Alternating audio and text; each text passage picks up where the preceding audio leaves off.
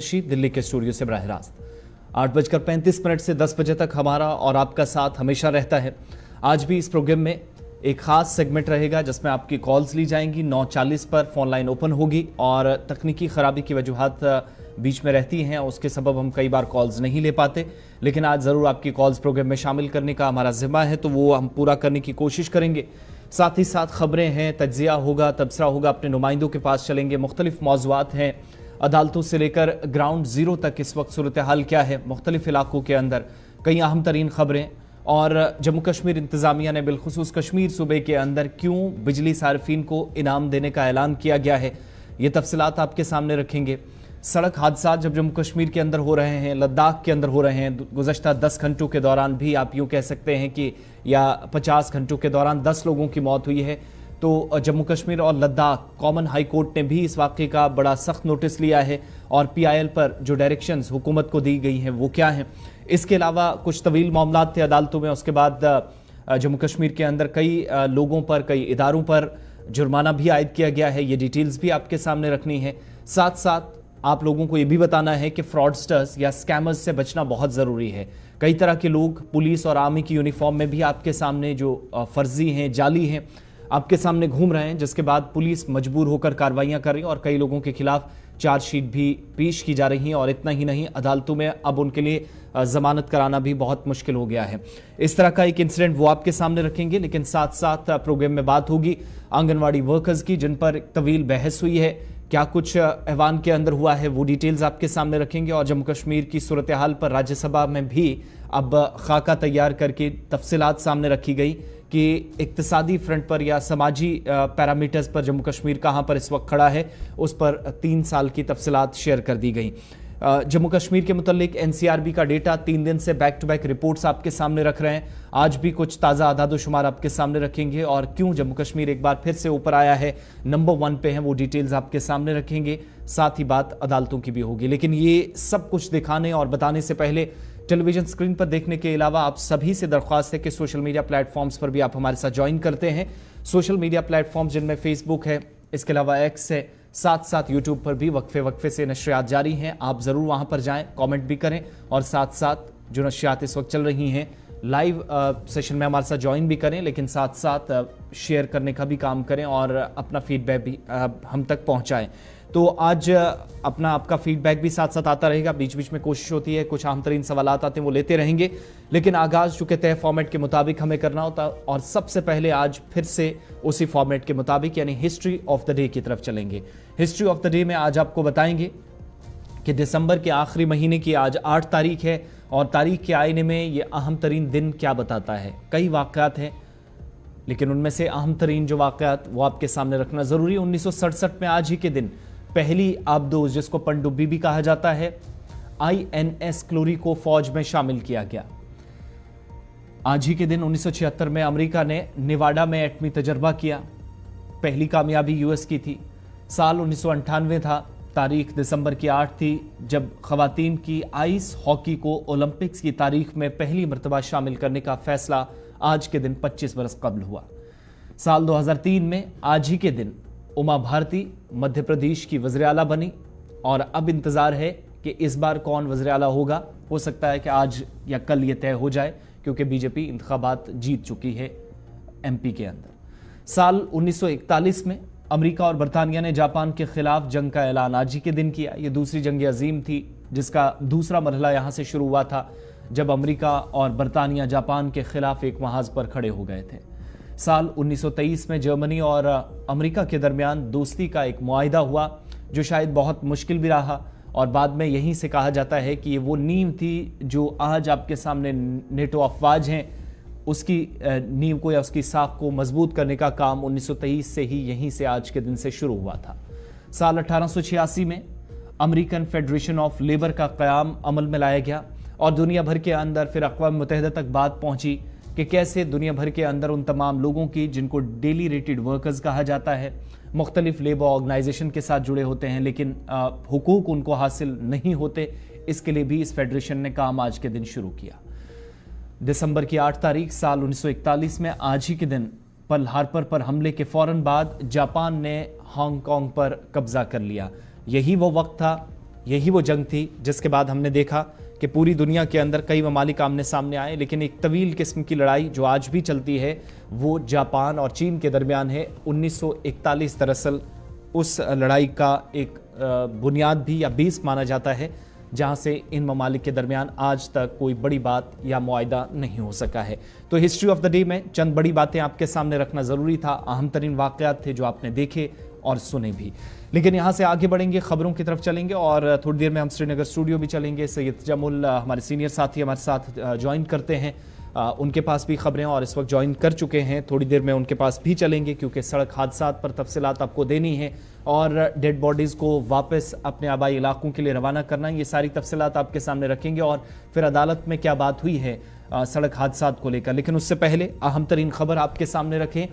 शायद 4 से 4.5 वर्षों के बीच एक बहुत बड़ा और तारीखी केस जो चला और अब उस पर फैसले की घड़ी भी आ गई है। बड़ी खबर से आगाज करेंगे। हमारे मुख्तलिफ सोशल मीडिया प्लेटफॉर्म्स पर आपने देखा ही, लेकिन दफा 370 या आर्टिकल 370 के मनसूखी का जो केस था, इस मामले पर समाअत होने जा रही है और समाअत पीर को 10:30 बजे सुप्रीम कोर्ट ऑफ इंडिया करेगा। शायद बहुत सारे लोगों ने यह सोचा नहीं होगा कि समाअत जब अगस्त में शुरू होगी, दिसंबर आते आते इस पर फैसला भी मुमकिन है, मगर ये चीजें होनी है क्योंकि परसों ही हमने आपको बताया था कि क्यों इसी महीने के इन आखिरी दिनों में सुप्रीम कोर्ट 370 के मुतालिक फैसला सुना सकता है। सुप्रीम कोर्ट से बाज़ाब्ता तौर पर जो टाइम टेबल भी जारी किया गया है और जो शिफ्ट्स लगती हैं जिसमें अलग अलग केसेस की समाअत होती है, उसमें आज के केस के मुतालिक यानी ये जो जम्मू कश्मीर का 370 का केस है, इस पर मनसूखी को चैलेंज करने वाली जितनी भी अर्जियां थी मंगल को, बल्कि पीर को नहीं मंगल को इस पर फैसला सुनाया जाएगा। 11 तारीख होगी। 5 सितंबर आपको याद होगा कि सुप्रीम कोर्ट की जो 5 रुकनी बेंच थी, 16 रोज तक इस केस की सुनवाई के दौरान बिलाखिर इसको यानी 16 साढ़े 16 दिनों तक तवील सुनवाई हुई, दोनों तरफ से दलाइल रखे गए, बहस मुबाहिसा हुआ, कई ऐसे तारीखी वाक़यात थे जिनका मुशाहिदा किया गया, जिसके बाद इस फैसले को महफूज रखा गया। जम्मू कश्मीर की खुसूसी हैसियत की मनसूखी की 1492 रोज बाद chief justice of India DY Chandrachud, justice Sanjay Kishan Kaul, justice Sanjiv Khanna, justice BR Gavai और जस्टिस सूर्यकांत पर मबनी अदालत की जो 5 रुकनी आईनी बेंच है, वो अगस्त की 2 तारीख से इस मामले पर समाअत का आगाज कर चुकी थी, आपको याद होगा। फिर 16 रोज तक समाअत चली। योमिया समाअत के दौरान दोनों तरफ के जो वकला है उन्होंने अपने दलाइल सामने रखे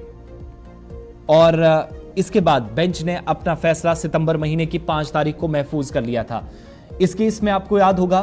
कि 15-16 दिनों तक जबरदस्त बहस हुई। बहुत सारे लोगों ने कहा कि यह तारीखी केस इसलिए भी था क्योंकि कई लोगों को जम्मू कश्मीर के मुतालिक या जम्मू कश्मीर का जो अपना आइन था या इंडियन कॉन्स्टिट्यूशन के तहत 370 के साथ जो जोड़कर मामला देखे जाते थे जम्मू कश्मीर को, कई वकला भी, कई ऐसे मुबस्सरीन या कई ऐसे मुहर्रिखीन थे जिनको इस केस के बारे में शायद इतना इल्म नहीं था जितना वो बाकी केसेस में आमतौर पर स्टडी करते हैं, तहकीक करते हैं या फिर इनके बाद कई तरह के मकाले भी पेश किए जाते हैं। लेकिन ये एक तारीखी केस है। अब इंतज़ार बहुत जल्द ख़त्म हो जाएगा। केस की समाअत पीर को 11 तारीख को होने जा रही है। 10:30 बजे का वक्त तयन किया गया है। अब आप इसमें देखेंगे 3 दिन पहले जो हमने गुलिस्तान न्यूज पर आपको खबर बताई थी कि क्यों समाअत का इम्कान है, तो 2 चीजें हैं। एक तो 15 तारीख से सुप्रीम कोर्ट में विंटर ब्रेक होने जा रहा है, छुट्टियां होने जा रही हैं, इसका उतना फर्क नहीं पड़ेगा, हालांकि रजिस्ट्री बंद हो जाती है, लेकिन इस केस में कोई रजिस्ट्री वाली ऐसी कोई बात नहीं थी कि दोबारा से चीजें यहां पर दायर करनी हो, दोबारा से फाइल्स आए,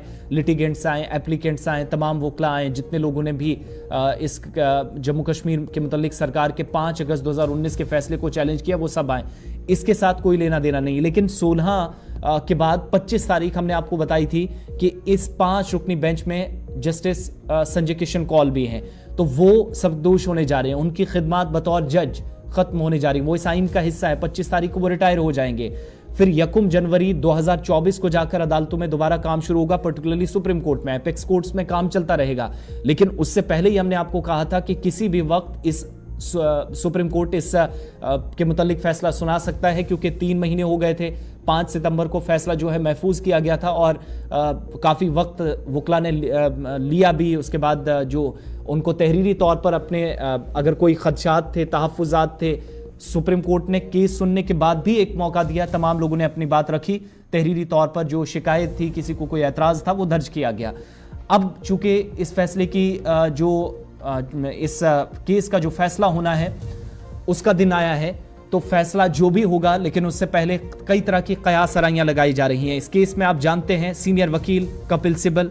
राजीव धवन, गोपाल सुब्रमण्यम, दुष्यंत दवे, जफर शाह, गोपाल शंकर नारायण ने अदालत उज़्मा में दरख्वास्त गुजार जितने भी थे, जिनमें जम्मू कश्मीर के मैक्सिमम लोग से, कई इनमें सहाफ़ी भी थे, कई ऑर्गेनाइजेशंस थी और मुख्तलिफ सियासी जमातें जिनमें नेशनल कॉन्फ्रेंस भी शामिल थी, उनकी नुमाइंदगी इन तमाम वकला ने की जो मैंने नाम आपको पढ़कर सुनाए।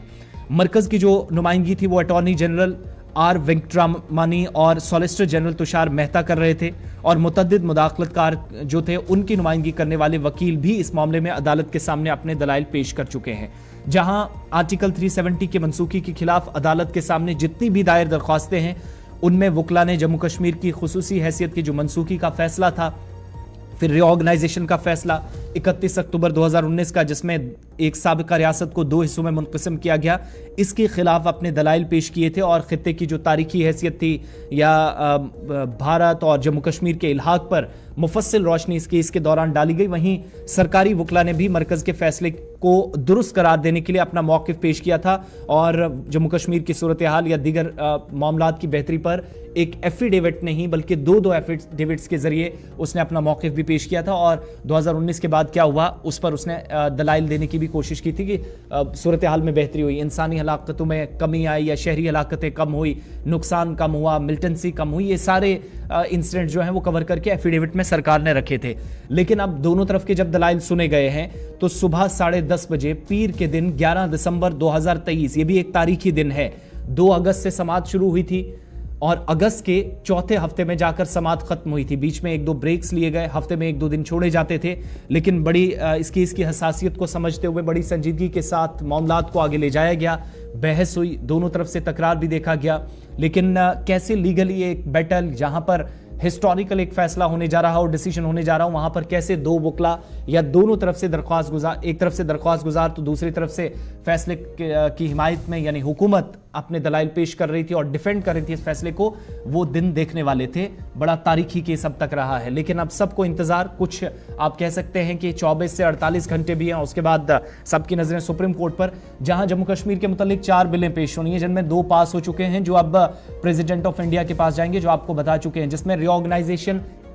तरमीमी बिल 2023 भी शामिल है। वो भी इसी आर्टिकल के साथ जोड़कर इसलिए देखा जा रहा है क्योंकि रीऑर्गेनाइजेशन का फैसला 2019 के बाद हुआ और मरकजी कवानीन का नफाज जम्मू कश्मीर की साबिका रियासत और मौजूदा यूटी में 5 अगस्त 2019 के बाद भी और 31 अक्टूबर 2019 के बाद हुआ। तो इसलिए बार बार सियासी जमातें हुकूमत के जो 2 दिन के दौरान पेशरफ्त कल और परसों हुई है, इन बिलों को लेकर मुखालफत कर रही हैं। इन पर बहस, इन पर डिबेट्स, डिस्कशन चलती रहेंगी। गुलिस्तान न्यूज़ पर भी आप देखेंगे दिन भर और इन आइंदा 2-3 दिनों में जो कुछ भी अदालतों से फैसले आएंगे या सुप्रीम कोर्ट जो कुछ भी फैसला सुनाएगा, इससे पहले कि विंटर ब्रेक की तरफ हम जाएं, तो इस पर हमारी नज़र रहेगी। लेकिन सैयद तजम्मुल,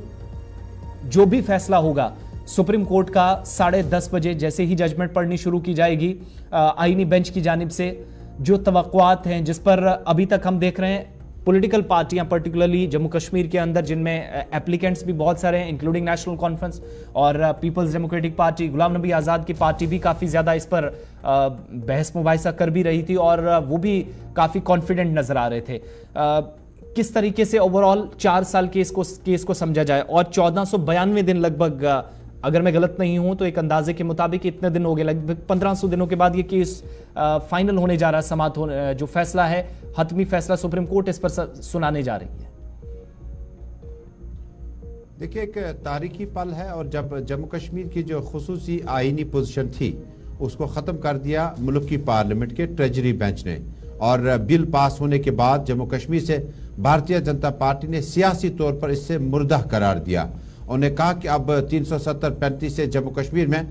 ख़त्म हो चुका है और इसको अब इस पे चर्चा करना जो है अबस होगा, झूठ होगा, गलत होगा। लेकिन उसके बाद चूंकि अदालती कार्रवाइयाँ और जब भी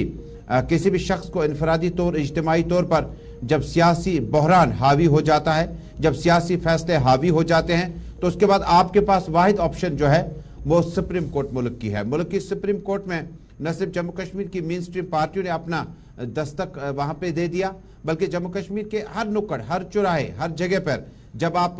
11 दिसंबर की बात करते हैं तो एक तारीखी लम्हा जिस वक्त जम्मू कश्मीर में दुनिया भर की नजरें होंगी कि क्या मुल्क की पार्लियामेंट और वफाकी वजीर अमित शाह की तरफ से लाई गई बिल को टेबल करने के बाद जो ट्रेजरी बेंच ने पास किया दोनों ऐवानों से, उसके बाद सियासत काफी अपोजिशन के साथ जारी रही। हालांकि जम्मू कश्मीर में जब आप साबिक वज़राए आला जिनमें डॉक्टर फारूक अब्दुल्ला, महबूबा मुफ्ती, उमर अब्दुल्ला, गुलाम नबी आज़ाद, ये 4 सियासी रहनुमा हैं जिन्होंने इस बिल की मुखालफत की और बिल की मुखालफत करने के खदोखाल और तरीके अलग अलग थे, लेकिन एहतजाज तकरीबन एक जैसा था कि जम्मू कश्मीर की आईनी हैसियत को तस्लीम करने के बाद जिस वक्त इसे मुल्क के साथ जम किया गया, उसके बाद ये शराइत जरूर रखे गए थे कि जम्मू कश्मीर में 370 और 35 के दफात को मनसूख नहीं किया जा सकता। ये जब तक सफ़े हस्ती पर जिंदगी और इंसान मौजूद है तब तक ये साथ साथ रहेंगे। लेकिन बाद में कुछ सियासी तकरीरों का जब आप हवाला देते हैं तो किसी वक्त में नेशनल कॉन्फ्रेंस के बानी शेख मोहम्मद अब्दुल्ला कह चुके हैं ये कोई कुरानी आयत नहीं है जिसको मुकम्मल तौर पर माना जाए। उसके बाद आहिस्ता आहिस्ता जम्मू कश्मीर में भारतीय जनता पार्टी ने अपने इलेक्शन मैनिफेस्टो में ये बात को तहरीर किया, तस्लीम किया कि जम्मू कश्मीर में धारा 370-35 से जम्मू कश्मीर में विकास की दौड़ में सबसे बड़ी रुकावट है। जिसके बाद गालिबन जम्मू कश्मीर में जब पार्लियामेंट ने इस फैसले को सुनवाया, उसके बाद मुखालिफ सम्मत में आवाजें आई। डॉक्टर शाह फैसल सियासी तौर पर जलवा अफरोज हुए, बाद में उन्होंने रिटायरमेंट सियासत से कम वक्त में ही ले ली। इसी तरह से काफी उतार चढ़ाव देखने को मिले। अब चूंकि 11 दिसंबर को जब सुबह 10 बजे कार्रवाई का आगाज होगा, जम्मू कश्मीर मुल्क भर दुनिया भर के खुसूसन जियो पॉलिटिक्स में आज साथ में जो हमारे जोग्राफियाई हदूद जो मुख्तलिफ ममालिक से मिलते हैं, तमाम तर नजरें हैं कि मुल्क की सुप्रीम कोर्ट जो है जम्मू कश्मीर के 370-35 की जमानत को किस तरह से मनसूख करती है, खत्म करती है। क्योंकि आईनी बेंच में अब फैसले जो है वो 11 दिसंबर को ही किए जाएंगे और इंतजार की घड़ियां खत्म हो चुकी है। लेकिन आसिफ, जिस वक्त आप जम्मू कश्मीर में कल रात को जब ये खबर आई कि अब अगले हफ्ते जो है ये कार्रवाई जो है खत्म हो जाएगी और ये तवील तरीन इंतजार जो है अब इस पे कोई बहस नहीं होगी, क्योंकि अगर आपको याद होगा वफाकी वजीर अमित शाह ने मुसलसल मुतवातिर अपनी तकरीरों में कहा कि जम्मू कश्मीर में इलेक्शन कराना जो है वो इलेक्शन कमीशन का काम है, हमारी तरफ से ना नहीं है, बीजेपी तैयार है। लेकिन अब चूंकि सुप्रीम कोर्ट का फैसला आते आते किसी भी वक्त जो रीऑर्गेनाइजेशन एक्ट में आपकी अमलावरी और उनका आप बाज़ाब्ता तौर इम्प्लीमेंटेशन कैसे करते हैं, सुप्रीम कोर्ट में जब मामला पड़ा है तो ये मामला भी, ये बहस भी यही खत्म हो जाएगा मंगल को। इसके अलावा जम्मू कश्मीर में असेंबली चुनावों की जो गूंज है वो पार्लियामान के चुनाव के साथ साथ ही होंगी और स्टेटहुड का जो मामला है हो सकता है कि सुप्रीम कोर्ट की जजमेंट के फैसले के आने के बाद जम्मू कश्मीर को स्टेटहुड जो है वो मुल्क की जो इस वक्त हुकूमत है भारतीय जनता पार्टी और साथ साथ बहुत हद तक ये बाज मुबसरीन का ये ख्याल है, जब से ये बातें होने लगी कि सुप्रीम कोर्ट कभी भी दिसंबर में फैसला सुना सकता है और उसकी वजूहात क्या हैं, 2 बड़े रीजंस हमने रखे और आईनी बेंच का अगर एक मेंबर निकल जाता है तो फिर ये जो पैनल है वो कानूनी तौर पर, जो हमने जानकारी ली, जो जानते हैं कानून को बेहतर तरीके से इंटरप्रेट करते हैं, वो ये कहते हैं कि फिर नए सिरे से चीज़ें करनी पड़ती हैं, विच मीन पैनल्स नए सिरे से बनाना पड़ेगा, फिर जाकर केस में बहुत सारी चीज़ें हैं वो नए सिरे से देखनी पड़ सकती थी। लेकिन इसलिए चूंकि संजय किशन कौल साहब या बाकी जजेस जो हैं, और बाज़ लोग ये भी मानते हैं कि इन जजों के ज़िंदगी का सबसे बड़ा, अहम और तारीखी जितना फैसला जम्मू कश्मीर के लिए है उतना ही इनकी ज़िंदगियों का भी, जितने लोग लीगल फील्ड में रहे हैं या फिर पर्टिकुलरली सुप्रीम कोर्ट की जब बात होती है, आपको याद होगा कि जो अयोध्या के मुतल्लिक फैसला आया था उसके बाद भी कई तरह के डिबेट्स हुए थे, कई तरह की बातें की गई थी पूरे मुल्क के अंदर, और ठीक वैसे ही आप देखेंगे कि काफ़ी ज़्यादा बहस मुबाहिसा, गहमा गहमी सोशल मीडिया से लेकर टेलीविजन स्क्रीन तक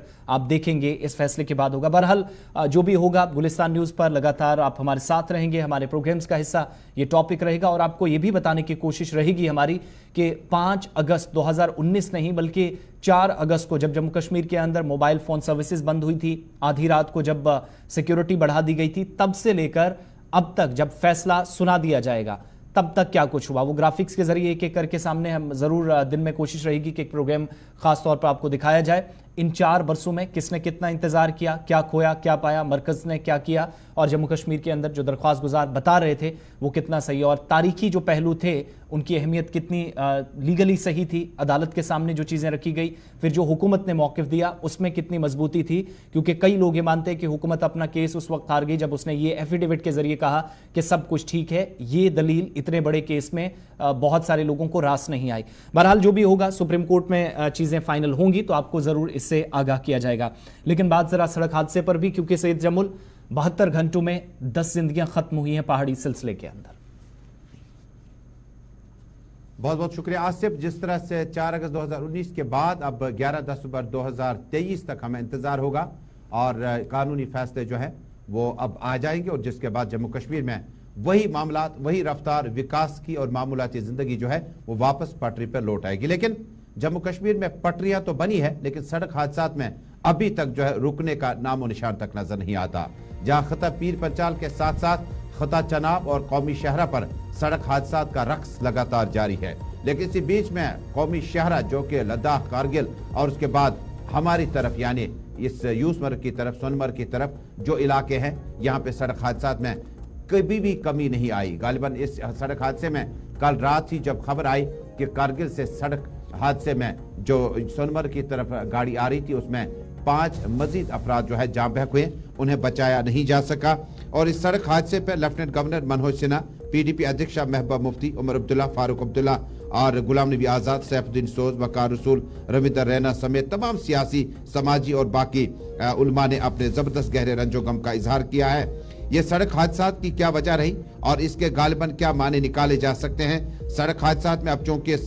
मामला कोर्ट में भी दाखिल हुए हैं कि अगर सड़क हादसात को रोकने के लिए एडवाइजरी मुतल्लिका डिपार्टमेंट की तरफ से जारी की गई, क्या उसे अमलाने की कोशिश की गई या उसमें ठहराव आ चुका है। नंबर 1। नंबर 2, जम्मू कश्मीर, जब आप इन सड़क हादसात की बात करते हैं तो जब आप लद्दाख, कारगिल और उन इलाकों से श्रीनगर की तरफ आएंगे तो गालिबन आपको लाजमी है कि आपको ट्रैफिक कवानीन की अमल आवरी मुकम्मल तौर पर करनी चाहिए, लेकिन अमल आवरी न हो सकी। गालिबन हमारे पास जो इस वक्त आंकड़े मिल रहे हैं वो ज्यादा होशनुमा नहीं है। जम्मू कश्मीर में इस तरह से जहां एक तरफ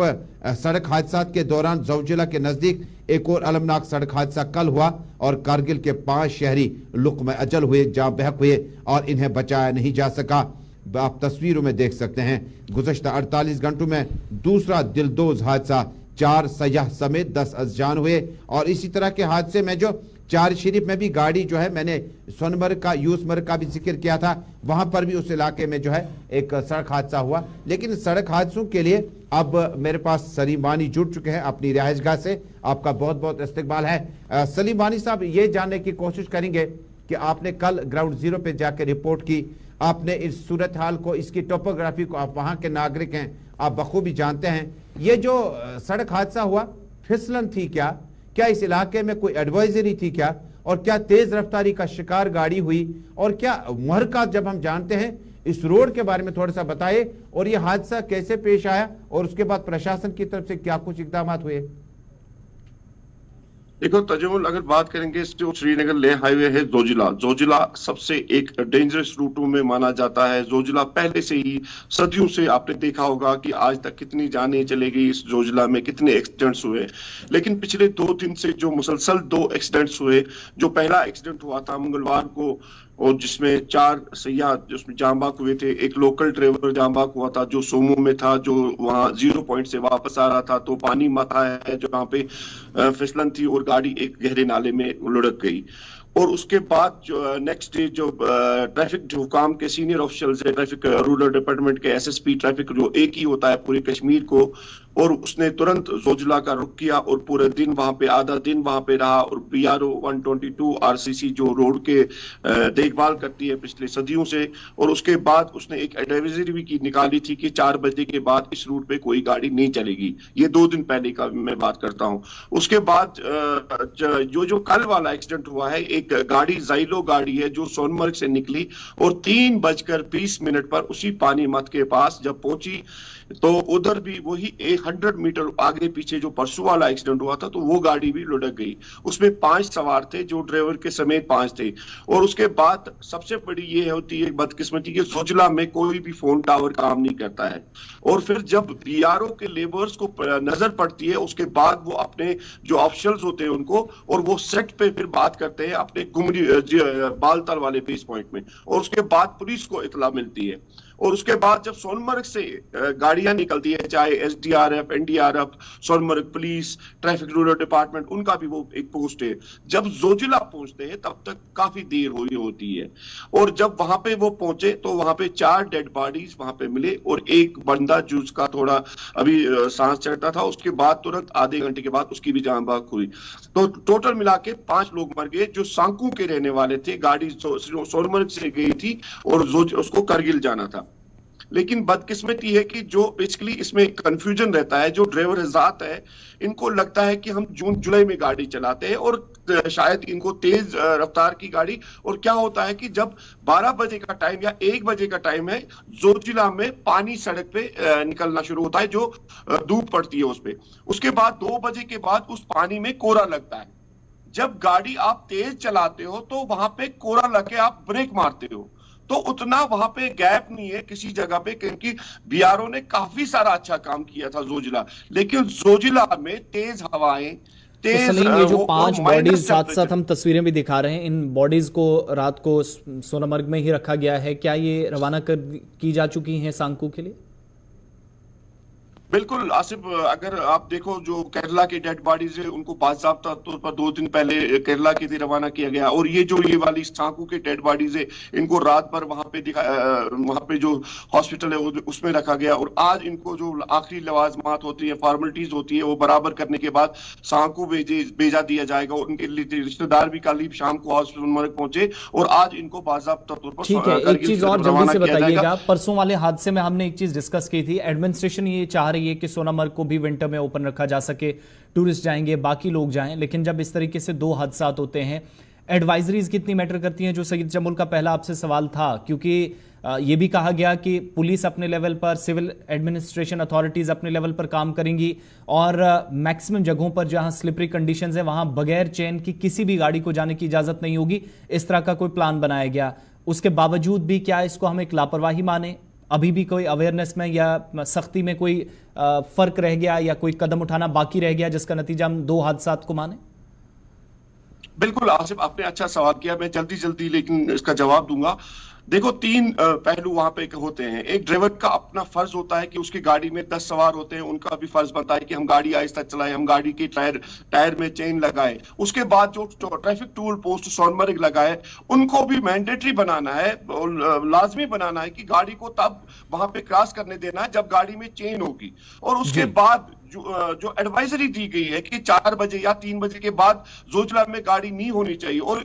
वहां पे जो कोहरा लगता है उसके लिए एक टीम को वहां पे रखना चाहिए जब तक जोजिला में सारी गाड़ियां पास होती है, ताकि गाड़ी वाले अगर और स्पीड में हो उनको चालान किया जाए, ताकि एक मैसेज जाएगी कि भैया अब इस जोजिला में समर की तरफ गाड़ी नहीं चला सकते हो, यहाँ पे आपको स्लो चलानी है और गाड़ी को चेन लगानी है। और बाज़ाब्ता तौर पर इसके लिए एक अवेयरनेस भी होनी चाहिए, और ये अथॉरिटीज को करना है। हर किसी को यहाँ पे ऑन ग्राउंड काम करना, ये नहीं कि आप बाद में वाहिविला करोगे तो उसके बाद ही लगता है कि 10 जाने 2 दिन में, 10 जाने नहीं। कल कंगन के नजदीक एक बनीबाग में एक ट्रैक्टर हादसे में भी एक यंग जवान वो भी मर गया। टोटल मिला के 11 लोग कल सब डिवीजन कंगन में। बहुत बहुत शुक्रिया तफसीलात फराहम करने के लिए। तो ये सेंट्रल कश्मीर के एरिया या फिर लद्दाख के साथ टकराने वाले इलाके, 72 घंटों के दौरान 11 लोगों की मौत हुई है। परसों केरला के 4 सैयाह, एक ड्राइवर, कुल मिलाकर 5। कल कंगन में एक हादसा, ट्रॉली का एक ड्राइवर जिसकी जान चली गई, और शाम होते होते इन 5 लोगों की मौत, जिनका ताल्लुक लद्दाख सांकू से है। और आज इनकी जो बॉडीज़ हैं, सलीम बता रहे थे कि थोड़ी देर बाद जो कानूनी या तिब्बी लवाजमात पूरी करनी होती है वो करने के बाद अपने इलाकों के लिए रवाना कर दिया जाएगा जहां पर इनकी तदफीन का अमल होगा। लेकिन जो एडवाइजरीज़ की बात थी जिस पर हम बार बार गुफ्तगू करते हैं, इस पर अदालत ने भी बड़ा सख्त नोटिस लिया है। और सड़क हादसा सिर्फ जम्मू कश्मीर के इस पार्ट के अंदर पर्टिकुलर नहीं, जैसे शुरुआत में हमने आपको कहा कि खिता चिनाब, जो सड़क हादसात में सबसे ऊपर रहता है, हर साल के जो फिगर्स आते हैं, फिर पीर पंचाल दूसरे नंबर पर, उसके बाद कश्मीर वैली के कुछ एरियाज, और इसी सिलसिले में एक कार्रवाई की गई है। और बात आपको कोर्ट से बताते हैं, क्योंकि जम्मू कश्मीर और लद्दाख कॉमन हाई कोर्ट ने बढ़ते सड़क हादसात का बड़ा सख्त नोटिस लिया है, और नोटिस लेने के बाद बाज़ाब्ता तौर पर एक एक्सपर्ट कमेटी तश्कील देने का फैसला हुआ है डिवीजन बेंच की तरफ से। एक्सपर्ट कमेटी को करना क्या है कि जितने भी वल्नरेबल स्पॉट्स हैं, जितने भी वो खतरनाक इलाके हैं जहां पर सड़क हादसात का सबसे ज़्यादा खतरा रहता है, या जिन एरियाज़ के अंदर सबसे ज़्यादा जाने आप कह सकते हैं कि अभी तक मुसाफिरों की गई हैं, अभी तक टूरिस्ट की गई हैं सड़क हादसात में, जिन लोगों ने जहां जहां जाने गंवाई हैं, इसके अलावा भी जितने एरियाज जहां पर बहुत काम करना भी बाकी है सड़क के हवाले से या बाकी सारी चीज़ें, उस पर जानकारी दी गई। और एक तो जो मुगल रोड के ऊपर, फिर बटूत डोडा किश्तवाड़ स्ट्रेच है रामबन के साथ लगने वाला, डिवीजन बेंच हाई कोर्ट की तरफ से कहा गया, जिसमें chief justice N Kotiswar Singh, justice Moksha Khajuria Kazmi, जिन्होंने अब बाज़ाब्ता तौर पर एक्सपर्ट कमेटी तश्कील देने का फैसला लिया। कमेटी जो है वो जिसमें IIT जम्मू के प्रोफेसर होंगे, जो जिनकी एक्सपर्टीज़ ली जाएंगी रोड सेफ्टी के हवाले से कि क्या कदम उठाए जा सकते हैं सड़कों पर, ताकि आने वाले दिनों के अंदर ऐसे हादसात को कम से कम किया जा सके। चीफ इंजीनियर संपर्क को जिम्मेदारी दी गई है, एक इंजीनियर उन्होंने नॉमिनेट करना है जो इस कमेटी का मेंबर होगा। इसके अलावा एग्जीक्यूटिव इंजीनियर जिसको nominate chief engineer PWD R&B की तरफ से किया जाएगा जम्मू के अंदर। Professor doctor GM Bhatt farmer HOD हैं डिपार्टमेंट ऑफ जियोलॉजी की यूनिवर्सिटी ऑफ जम्मू में, इनको जिम्मेदारी दी गई है। और जिन एरियाज़ के अंदर कौमी शाहराहों के साथ या राब्ता सड़कों के साथ जहां पर लैंडस्लाइड्स का भी खतरा रहता है, उन एरियाज़ के अंदर पर्टिकुलरली फोकस कैसे इन फ्यूचर किया जाए, इस बात पर ज़्यादा जोर एक्सपर्ट कमेटी करेगा। इसके बाद पैनल ने बाज़ाब्ता तौर पर एक रिपोर्ट तैयार करनी है। ये रिपोर्ट जाएगी बेंच के सामने कि क्या किया गया क्या नहीं। National highway 44, national highway 244, Mughal road और आसपास के इलाकों में जहां पर सड़क हादसात की वजूहात क्या हैं, उस पर एक रिपोर्ट तैयार की जाएगी। ये मामला कब नोटिस में आया? जब एक आप कह सकते हैं कि 3 मफाद आमा में दायर अर्जियां थी, जिसमें इंतखाब अहमद काजी बार एसोसिएशन डोडा से, आसिफ इकबाल भट्ट, जिन्होंने इस मसले को सबसे पहले हाईलाइट किया और कहा कि चिनाब और पीर पंचाल खित्ते के अंदर सबसे ज़्यादा इंसानी जानें ज़ाया हो रही हैं, तो फौरी तौर पर इस मामले पर नोटिस क्यों ना लिया जाए। उसके बाद एडवोकेट शेख शकील अहमद, सैयद आसिम हाशमी, राहुल रैना, सुप्रिया चौहान, जुल्करनैन चौधरी, सूरज सिंह, सैयद माजिद शाह, अदनान मुश्ताक, ये तमाम लोग जो है वो पिटिशनर्स की तरफ से जो है वो कोर्ट के अंदर पेश हुए। जबकि एडवोकेट विशाल शर्मा, DSGI और सीनियर जो AG SS नंदा हैं, वो हुकूमत की तरफ से, इंतज़ामिया की तरफ से अदालत में पेश हुए। और अब जाकर आइंदा की क्या रिपोर्ट होगी देखने वाली बात होगी। लेकिन क्या क्या चीज़ें डिस्कस हुई हैं जिन पर मेनली डिवीज़न बेंच की तरफ से फोकस करने के लिए कहा गया, और उसके बाद एक्सपर्ट कमेटी तश्कील देने का फैसला हुआ और ये उन मकामात का दौरा भी करेगी। ज़रा यहाँ पर आपको बात भी सुनाते हैं सीनियर वकील एडवोकेट शेख शकील की। पिटिशंस हैं जिनको हम PILs कहते हैं, ये हमारे डिवीज़न बेंच जिसको प्रिजाइड कर रहे थे हमारे chief justice N Kotiswar Singh और जस्टिस मोक्षा खजूरिया काजमी। इनफैक्ट ये जो 3 मुफादे आम की रिट पिटिशन है, ये आज से 2 दिन पहले लिस्ट हुई थी, जिसमें कि जो भी लेटेस्ट जो एक्सीडेंट हुआ था असर में, वो ऑनरेबल डिवीज़न बेंच को उसके बारे में बताया गया और अल्टीमेटली एक कंसेंसस बना था लास्ट हियरिंग के ऊपर कि एक एक्सपर्ट कमेटी का गठन किया जाएगा। वो एक्सपर्ट कमेटी जिसमें कि वाकई ही जो लोग इस फील्ड के हों, वो इन वनरेबल एरियाज़ को इंस्पेक्ट करें, इन वनरेबल एरियाज़ को विज़िट करने के बाद वो सजेस्ट करें, अपनी ये कोई रिपोर्ट दे दें कि ये फ्रीक्वेंट एक्सीडेंट्स जो हैं इनको कैसे कंट्रोल किया जा सकता है। तो अल्टीमेटली आज ये तीनों रिट पिटिशन, ये मैं आपको बता दूं, सबसे पहली रिट पिटिशन है PIL number 30 of 2019 Intekhab Ahmad Kazi versus state of JNK, जिसमें कि फ्रीक्वेंट जो रोड एक्सीडेंट्स हैं जो मुगल रोड पे हैं उसको हाईलाइट किया गया है। फिर उसके बाद जो सेकंड रिट पिटिशन है वो बार एसोसिएशन डोडा ने अपने उस वक्त के जो उनके सदर थे आसिम हाशमी जी, उनकी जानिब से दायर की हुई है। जो तीसरी रिट पिटिशन थी वो एक सोशल एक्टिविस्ट हैं आसिफ इकबाल भट्ट, जो कि कहारा गंदो से हैं, जिन्होंने वो एक्सीडेंट हाईलाइट किया था जिसमें डोडा के सुपरिटेंडिंग इंजीनियर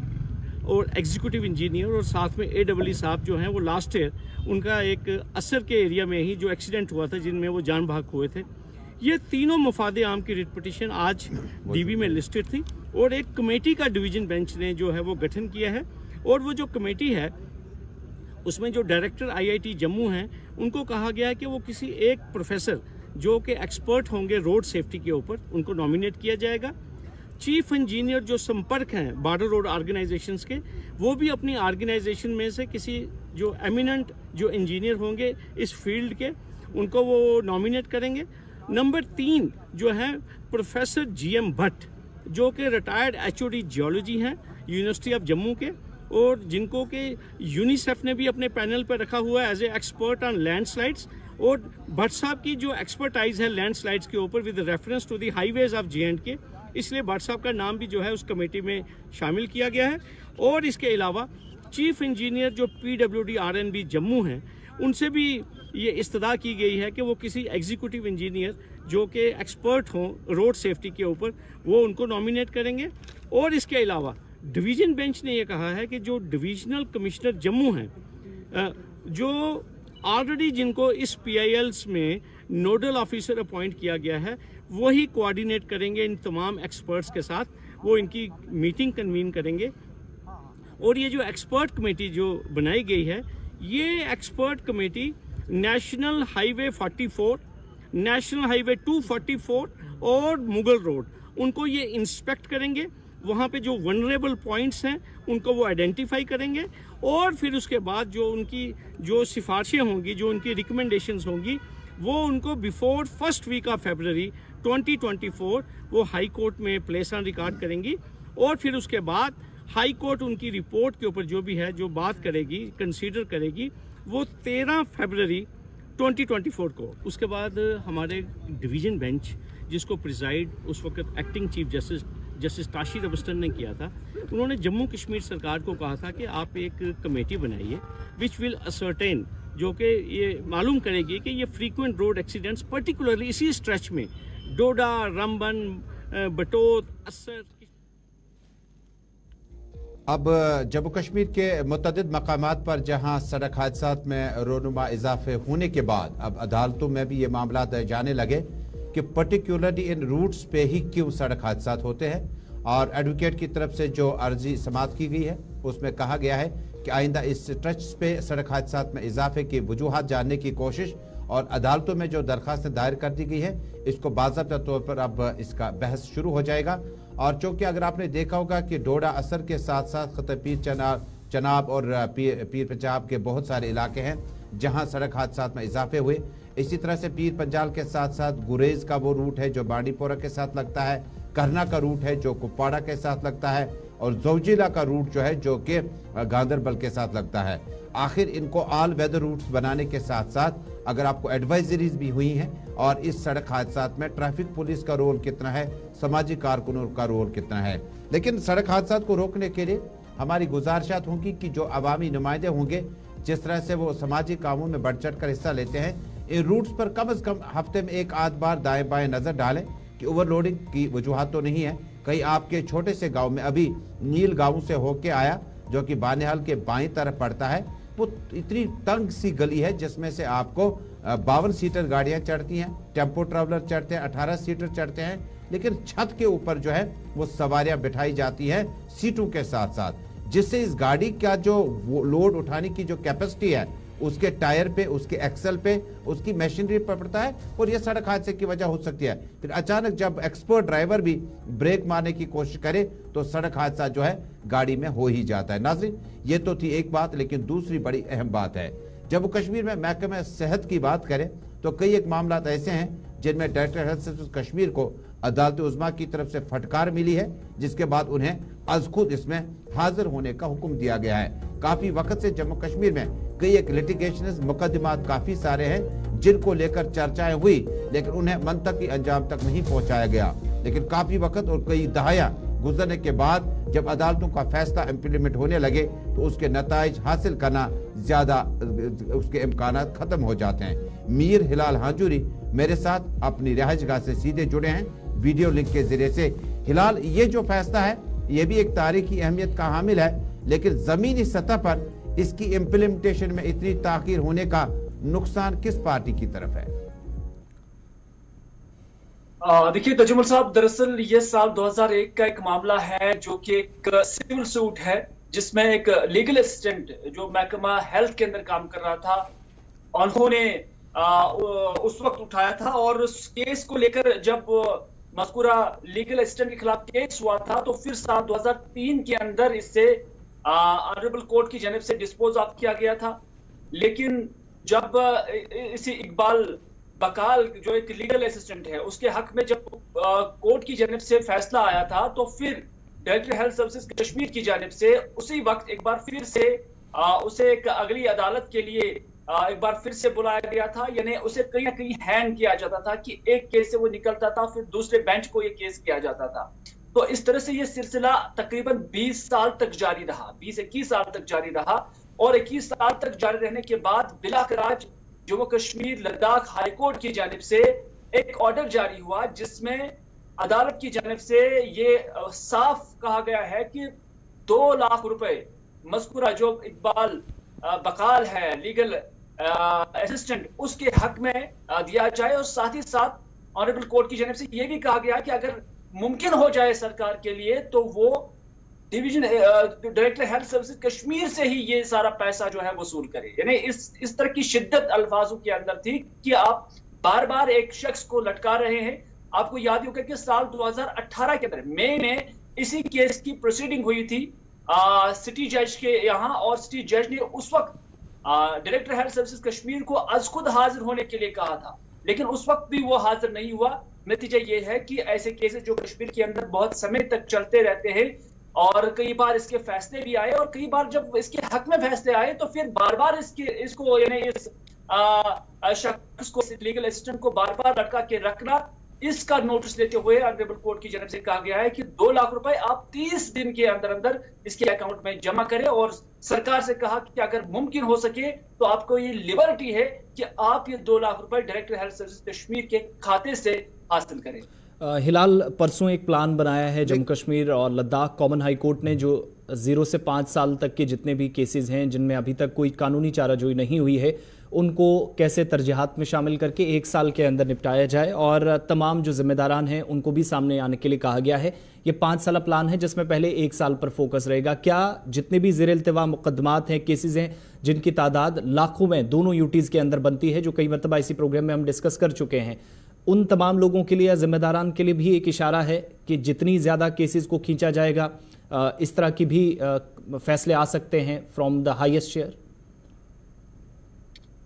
देखिए, जहां ये अदालत के लिए बहुत मुश्किल है कि वो इतनी जल्दी से ये केसेस उठाए, क्योंकि हमारे अदालतों के अंदर इतने केसेस हैं कि इनको निपटाना बहुत मुश्किल हो जाता है। लेकिन इसके बावजूद एक वेलकमिंग स्टेप है कि जितने 0 से 5 साल के जो केसेस हैं उन्हें उठाया जाएगा। लेकिन इसके बावजूद हमें देखने की जरूरत है कि आज जो ये केस हुआ है इसी नवीयत के न जाने कितने केसेस हैं कि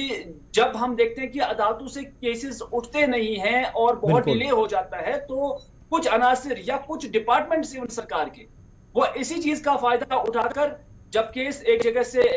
खत्म हो गया, डिस्पोज ऑफ हो गया, तो दूसरे बेंच में ले जाते हैं। तो इसी तरह से साल साल उम्रें गुजर जाती हैं एक केस को मुकम्मल या एक इंसान को मुकम्मल इंसाफ मिलने में। तो इसमें जरूरत यह है कि जिस तरह से आज का ये डिसीजन आया है, इसी नवीयत की अगर डिसीजन इन चीजों के अंदर आ जाए तो इससे न सिर्फ अदालतों के अंदर केसेस की जो भरमार है, केसेस की जो अंबार है, उसमें न सिर्फ कमी आ जाएगी बल्कि इंसानों को भी, आम लोगों को भी इससे फायदा हासिल हो जाएगा और इंसाफ मिल जाएगा। बहुत बहुत शुक्रिया। अमीर हिलाल हंजूरी श्रीनगर से हमारे साथ थे, बता रहे थे कि इस केस में क्या पेशरफ्त हुई है और क्यों डायरेक्टर हेल्थ सर्विसेज कश्मीर से पर 2 लाख का जुर्माना आयद हुआ है, और काफ़ी सख्ती इस केस में जो है वो डिवीज़न बेंच की तरफ से दिखाई गई है। और तकरीबन 20 साल तक ये जो कानूनी चाराजोई होती रही उसको भी एक तरह से फजूल कानूनी चाराजोई कहा जाता रहा। एक जगह से दूसरी जगह या तो तारीख पे तारीख मिलती, वो अलग बात थी, लेकिन चक्कर लगवाना एक डिपार्टमेंट को जिसे ऑलरेडी कोर्ट के ऑर्डर्स गए हों उन पर भी अमल दरामद को यकीनी नहीं बनाया जा सका, जिसके बाद ये कार्रवाई अदालत की जानिब से की गई है, हुक्म सादिर किया गया है। वक्त छोटे से ब्रेक का है, ब्रेक के उस पार वापस आएंगे तो आपको बताएंगे कि सार्फिन बिजली चोरी में कई लोग मुलव्वस पाए जाते हैं, कई लोगों पर कार्रवाइयाँ होती हैं। जेपीडीसीएल और केपीडीसीएल इन दिनों काफ़ी एक्टिव हैं। लगातार सोशल मीडिया पर पोस्ट हो रहे हैं कि अलग अलग जगहों पर वो कार्रवाइयां कर रहे हैं और बिजली चोरी के खिलाफ कार्रवाई जारी रहेगी। जहां जहां पर भी डिफॉल्टर्स पकड़े जाएंगे उनको अदालतों तक भी लाने की ज़रूरत पड़े तो लाई जाएगी। लेकिन क्या ऐसी ज़रूरत पड़ी कि सार्फिन को इनाम भी दिया जाएगा? किन सार्फिन के लिए इनाम देने की बात कही गई है? और कई ऐसे एरियाज़ जिनका इंतखाब किया गया, निशानदेही 1100 से ज़्यादा एरियाज़ की हुई, जिनमें कुछ ऐसे एरियाज़ जहां पर किसी भी किस्म की कोई बिजली चोरी नहीं हुई है, जिसके बाद इंतजामिया ने इनके लिए एक तरह से रियायत देने का भी ऐलान किया। डिटेल्स आपके सामने रखेंगे, साथ ही साथ बात करेंगे। लेफ्टिनेंट गवर्नर मनोज सिन्हा नई दिल्ली में मौजूद हैं, मरकजी वजीर आर के सिंह से बात की है, वहां पर भी बिजली की बात चली है और पोर्टल लॉन्च करने का क्या मकसद है उस पर गुफ्तगू, और साथ ही साथ बात महकमा सेहत की भी करेंगे। ब्रेक के उस पर